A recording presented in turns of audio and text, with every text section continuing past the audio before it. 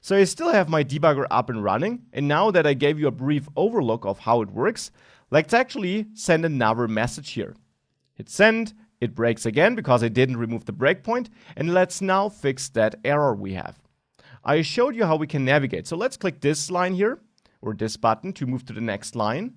Now it registers this code, and here you also see that it doesn't immediately execute this function, because if I click that button again, we jump to the end of this function here. And that makes a lot of sense because, as I mentioned, this function is just registered by Node.js to be executed in the future once the file is read. So for now, code execution will continue with the other lines. Now, the problem we want to solve is not inside of here though. But if you want to get notified once a part in here is reached, you can simply add a breakpoint there, resume execution, and it will break once it reaches that. So once that callback is triggered because the write file operation is done. But our problem, of course, is the message, right? And the message is not available here anymore. So this analysis is actually not useful to us. So let's remove that breakpoint and resume. And let's again run this one more time. And now let's not resume execution, but look into message. And we see message is message, and that looks wrong. We see that parsed body is message equals and then our value. Now, since this is what we store in the message constant, we now can tell pretty clearly that our error has to be stemming from that part here, because we clearly have our value in here, but then we seem to be extracting the wrong piece. Now, split also does its job, and you can even use the console here to, for example, run some commands. You can run parsed body split equal sign here and see what this returns. So you see you get an array with message and tizat because I mistyped test. Now this clearly tells you, okay, so split is working. I'm in theory getting all the values I need. So the only thing that can be wrong now is the value I'm extracting here. And indeed we see, message holds message, which is incorrect. Message is the first element in the array. So I seem to be extracting the wrong element from the array. And indeed, we are extracting the first one when we should be extracting the second one here. So let's now change this to a 1, and now we got this error fixed. Obviously, this is a bit of a constructed example, but this is just to show you how you can use the debugger to go through your code step by step, that you have to keep in mind that Node doesn't execute line after line, but as I explained multiple times now, that it registers callbacks which are executed sometime in the future, and which you therefore also have to control with breakpoints if you want to look into them. And with that, you should have some powerful tools for finding and fixing errors in your code.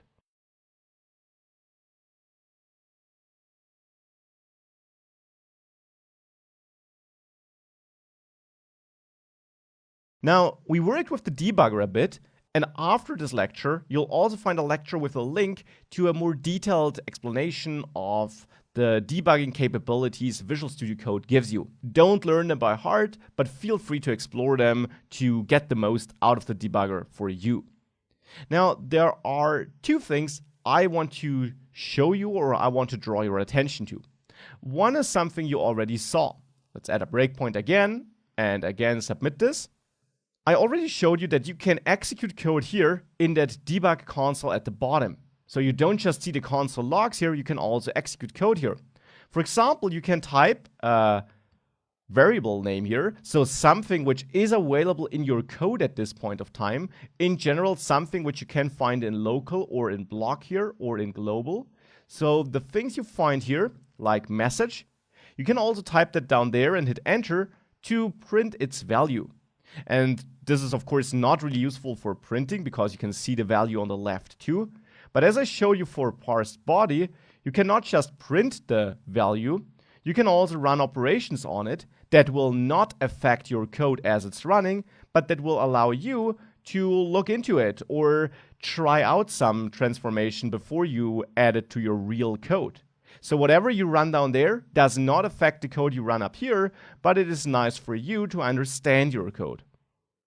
The other thing I want to show you is that for now, at the moment, if we change something in our code here, let's say we add a blank line, our debugger doesn't restart. But with nodemon, we actually have a package that does allow us to restart. So it would be nice if the debugger would also restart if we change our code. Otherwise, it just behaves differently than the rest of our app, and we have to restart it manually. Now, to restart it, let's go back to the Explorer view for a second. We have to go to debug and then add a configuration for Node.js. This adds the .vscode folder with the launch.json file. And this allows you to configure debugging for this project and how it behaves. You can click on Add Configuration to see some demo settings you can add, but you can also just type in there. And one setting you can add is Restart, and you can set it to True. You just have to make sure that you also add some other fields. For example, you have to make sure that nodemon is used. And for that, you set the runtime executable not to node, which would be the default, but to nodemon here. So now it will use nodemon and it will restart the debugger when a change is detected, so that not just the server is restarted, but also the debugging process. Here, by the way, in this configuration, you can also define that it should always start with the app.js file, so that you can even have the routes.js file selected while starting debugging, and it will still go for the app.js file, which is more convenient than always selecting the file you want to debug first before starting the debugger. And you always have to pick the app.js file because that starts your server. So you can't say, I want to look into the routes.js file, so I'll start with that. It always has to be the app.js file because you always have to start the entire server. So here you can define that it will always pick that no matter which file you have currently open. You can also change the console where things are logged to the integrated terminal, which is the normal terminal. With this, if you save all of that and you now start debugging, it fails though. And the reason for this is that it will not use the local nodemon, but it looks for it globally. Now to add it globally, you have to run npm install nodemon-g. And now important, on Mac and Linux, you might need to add sudo in front of this. On Windows you don't, to get the right permissions to install this. With that, you might be prompted for your password. And now it will install nodemon globally, which makes sure that if you ever run nodemon in the terminal now, it will not fail with a not found error, but instead it will find it. And therefore now you can also run in this debugger here, which will use the global version. And you see it now opens terminal, starts nodemon. And if you now add a breakpoint somewhere and submit this again, it still works as before. Just important, you now see the terminal here logs all the things. You can still use the debug console to output message though. So you can still work with this as I showed it to you. So this is not stopped from working. This still is something you can use. But in the terminal, you get the normal output. And you have to use the terminal because if you now change something, it restarts the debugger and node. And these are two separate processes. And if you stop the debugger, nodemon has to quit separately or has to exit separately. And you do this by hitting Control-C here. And this couldn't be done in the debug console, which is why you have to funnel this to the terminal. So that's just something to keep in mind. You have to stop that process separately, which you can do from the terminal, which is why if you're using that nodemon process, you should use the integrated terminal. And you can read more about that in that detailed Visual Studio Code debugging article. But now you have a setup where you have a debugger attached to your program that will restart if you added something, where the server will restart if you added something, and where you have now all the tools you should need to debug your Node app and hopefully solve any errors you get. Now, one important note, for the rest of the course, I'll mostly use npm start and not have the debugger attached all the time. I will only use that if there is some error I wanna particularly debug with the debugger and wanna find with the debugger. So you can use it as a default always on option. I prefer to not use it, to not have that extra panel and so on, but to really just use the server and work on that.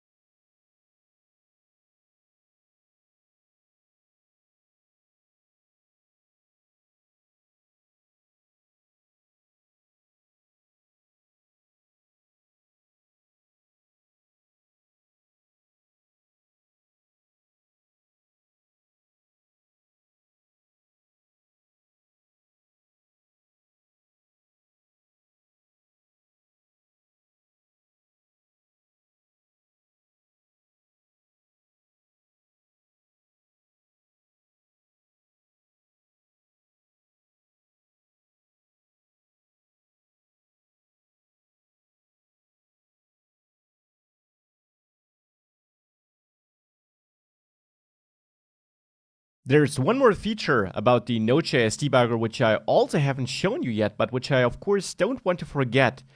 If you start debugging here, and here I just used a shortcut, and you place a breakpoint anywhere in your app, and then do something to trigger that breakpoint, I showed you that you can look into all these variables and that you can look into them in the debug console without changing them. Well, sometimes you might want to change them.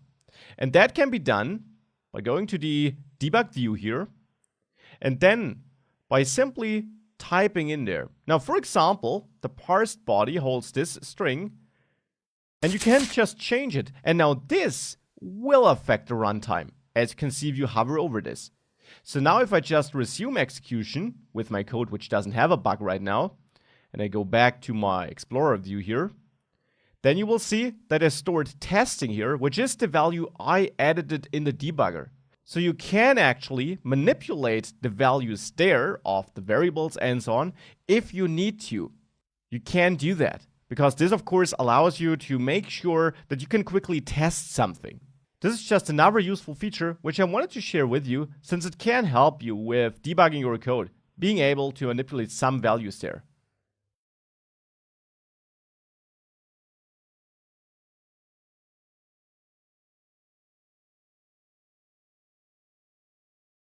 Now in this module, we had a look at how we can have an easier time developing or building Node.js applications, I guess. And for this, we started with NPM, the Node Package Manager, which allows us to manage our project and mostly its dependencies, but also which added this package.json and gave us the opportunity of adding scripts there. So with npm init, you can initialize a new project, you basically add a package.json with that command, and then you saw that you can use scripts to, well, define shortcuts to commands you run all the time anyways. We also use npm to install third-party packages though, because Node projects typically don't just use the core modules or your own code, but often you want to pull in third-party packages. Utility packages like NodeMon, as we did it here, but also, as you will see in the next section, real big packages that we use in our production code. Express.js is what we'll install there. You can install different kinds of dependencies, which doesn't really make a difference. You could use them all even without specifying any of these options, but it helps you keep track of which dependency you're using for what. --save and --save dev allow you to differentiate between production and development dependencies, and global dependencies with -g can be run from within the terminal without getting a command not found error. Speaking of errors, well, in your code you often have errors. That is absolutely normal. And there are different types of errors you can have a look at. Syntax, runtime, and logical errors are the three categories of errors I identified. Syntax and runtime errors at least throw a hopefully helpful error message, and you should read these messages and look at the line numbers they give you, because that often helps you find out what went wrong and how to fix this. Logical errors often are more difficult to fix, but you can fix them often with a lot of testing and possibly the help of the debugger, which you learned how to use with the help of Visual Studio Code in this section. Speaking of debugging, debugging can be a helpful process because you can use VS Code or debuggers of other IDEs that can be used with Node to look into your code whilst it's running and step through it step by step. You can analyze variable values at runtime, and you can not just look into them, but you can also manipulate them as you learn. You do all that by setting breakpoints so that you define when your code execution should stop and give you an opportunity to look into the code. You can define more than one breakpoint at a time, and you should manage them cleverly. Keep in mind how Node code executes, that it's not line after line, but that it works with callbacks and is event-driven. And therefore, if you want to look into a callback, you have to add the breakpoint there and not right before it. With all that, you hopefully got useful tools that help you build your Node.js applications.